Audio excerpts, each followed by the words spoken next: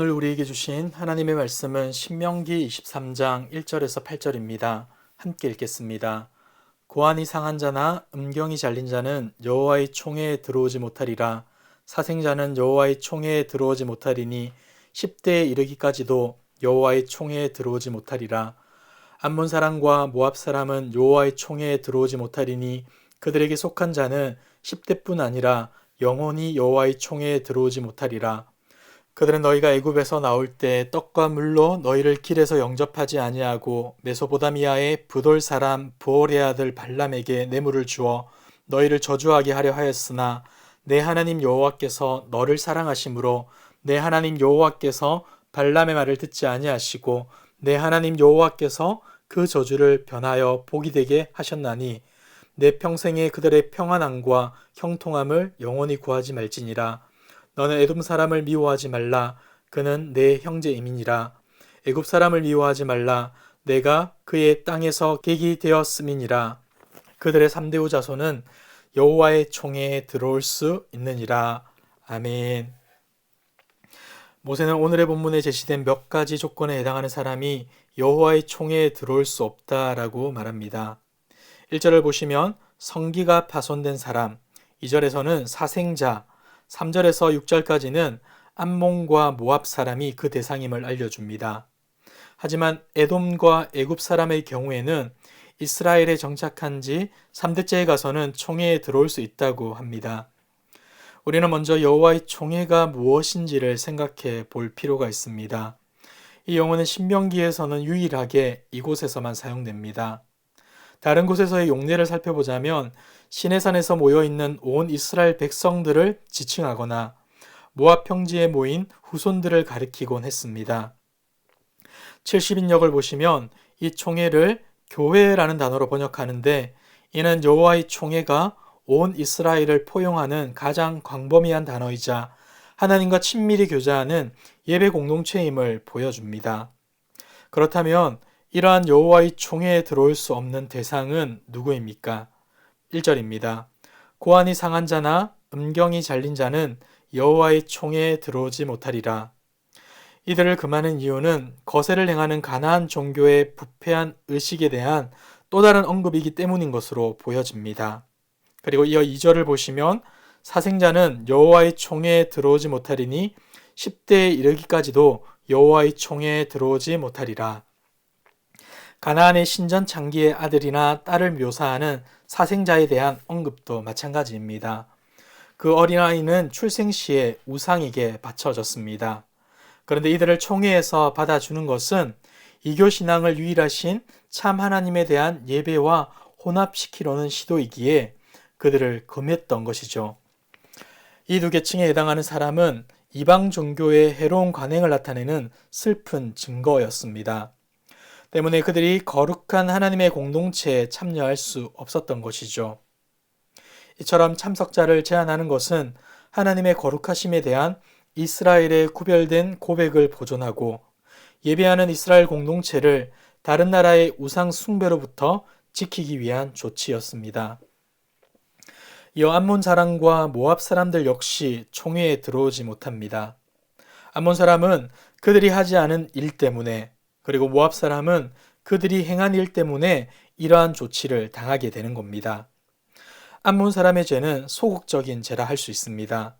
그들은 이스라엘 사람들이 광야를 지나는 동안에 그들에게 자비를 베풀지 않았기 때문입니다.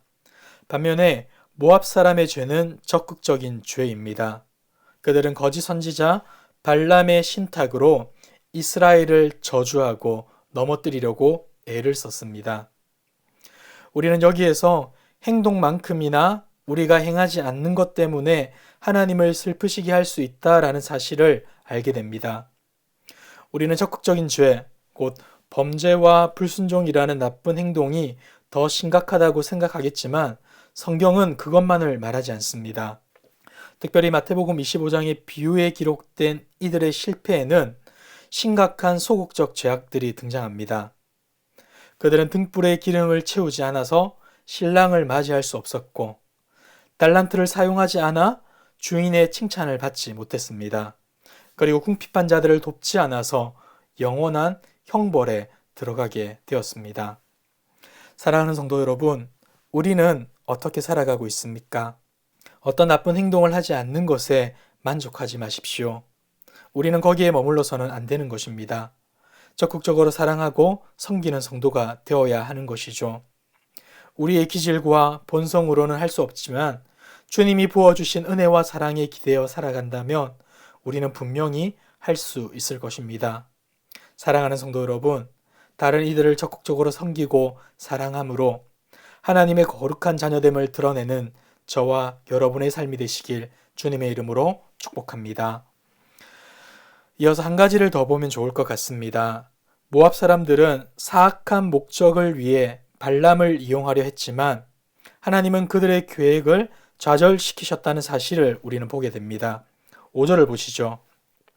내 하나님 여호와께서 너를 사랑하심으로 내 하나님 여호와께서 발람의 말을 듣지 아니하시고 내 하나님 여호와께서 그 저주를 변하여 복이 되게 하셨나니. 우리는 때로 우리에게 해를 끼칠 목적으로 반대하고 억압하는 사람을 만나곤 합니다. 그러나 하나님께서는 여전히 그분의 주권으로 저주가 변하여 복이 되게 하실 수 있으며 우리를 사랑하시기 때문에 계속해서 그와 같은 일을 하고 계심을 오늘의 본문에서 알려주십니다. 사랑하는 성도 여러분, 혹 여러 억울한 일들로 마음 아파하고 힘들어하고 있지 않습니까? 힘을 내시길 바랍니다. 신실하신 하나님이 우리와 함께 계시기 때문이죠. 모든 것을 아시고 모든 것을 할 수 있으신 하나님이 우리와 함께 하십니다. 이 하나님을 믿음으로 우리를 가장 선한 길로 인도하실 하나님을 신뢰함으로 어려운 가운데서도 용기를 얻고 힘을 내시는 저와 여러분들 되시길 주님의 이름으로 축복합니다. 이어서 7절과 8절을 보도록 하겠습니다. 너는 에돔 사람을 미워하지 말라. 그는 내 형제임이니라. 애굽 사람을 미워하지 말라.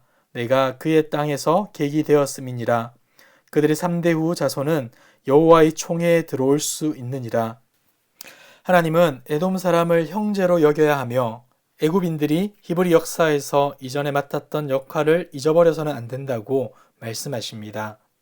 비록 이스라엘이 애굽에서 겪었던 종살이는 매우 고통스럽고 불쾌했지만 심한 기근으로 이스라엘 모든 사람이 궁핍한 객이 되었을 때 많은 애굽 사람들이 관대하게 그들을 보호해주고 도와주었던 당시의 친절함을 잊어서는 안 된다 말씀해 주시는 것이죠.